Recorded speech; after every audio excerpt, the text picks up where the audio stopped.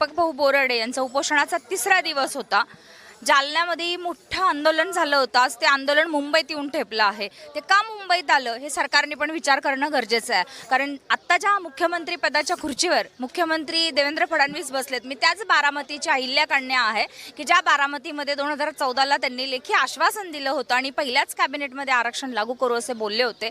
आणि दुसरी गोष्ट म्हणजे केंद्र सरकारला आम्ही त्वरित शिफारस करू असंही बोलले होते, तर ते कुठल्याही गोष्टी झाल्या नाहीत। मग त्यांनी त्यांच्याच भाषेत बोलल्याप्रमाणे मी त्यामुळे आम्ही या ठिकाणी आज तिसरा दिवस आहे। पोलिसांची आजची परमिशन संपले। दीपक भाऊंनी बोलल्याप्रमाणे उद्या गुढीपाडवा आहे किंवा 2 दिवस परत सुट्टी आहे।